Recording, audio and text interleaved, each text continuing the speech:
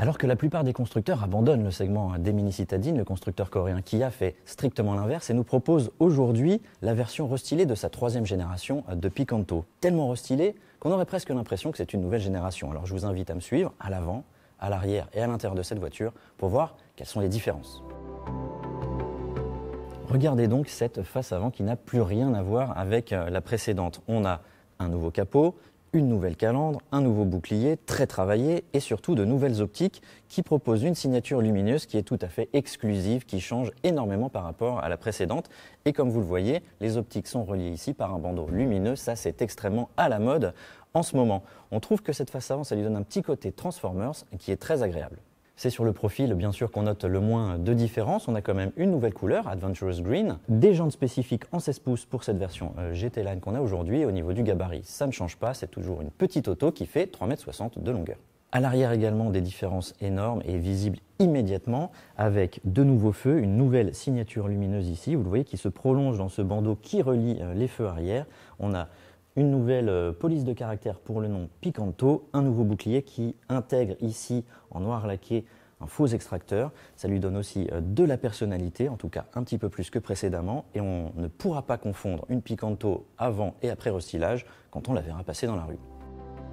À l'intérieur de l'habitacle, un petit peu moins de modifications tout de même qu'à l'extérieur. On retrouve la planche de bord de la version avant restylage, mais avec quelques améliorations. Par exemple, l'écran multimédia de 8 pouces avec la navigation qui devient de série sur toutes les versions.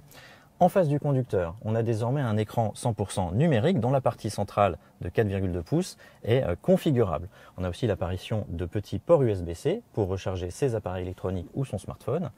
Et on est toujours aussi impressionné par la qualité de réalisation de cet habitacle. Alors bien sûr, ce sont des plastiques durs, mais les assemblages sont vraiment très bien réalisés. On peut dire que cette Kia Picanto domine sa catégorie, encore une fois, de la tête et des épaules. Pas de changement concernant l'habitabilité arrière qui reste tout à fait correcte pour la catégorie et par rapport au gabarit contenu, et le coffre propose 255 litres banquette en place et plus de 1000 litres banquette rabattue, ce qui fait d'elle une des mini-citadines les plus logeables du marché. Sous le capot, quelques changements aussi avec ce second restylage. On notera surtout la disparition du moteur 1 litre turbo de 100 chevaux et c'est dommage, il est sacrifié sur l'autel des normes anti-pollution à venir. On disposera désormais de deux blocs atmosphériques, un 1 litre et un 1 litre 2 MPI, dont les caractéristiques de puissance et de consommation n'ont pas été dévoilées. Ils pourront être accouplés soit à une boîte manuelle, soit à une inédite boîte manuelle robotisée à simple embrayage.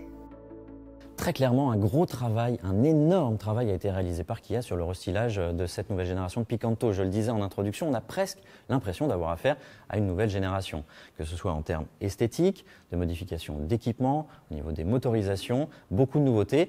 Et on sent que le constructeur coréen a mis le paquet pour garder le leadership dans cette catégorie. Nous, on a toujours jugé la Picanto de façon très positive lors de nos présentations et de nos essais. Ça devrait continuer à être le cas. Pour ce qui concerne les tarifs, on ne les a malheureusement pas encore, mais ce qu'on sait, c'est que cette nouvelle génération, vous voyez, je me trompe, cette Picanto restylée arrivera dans les concessions au début de l'année 2024.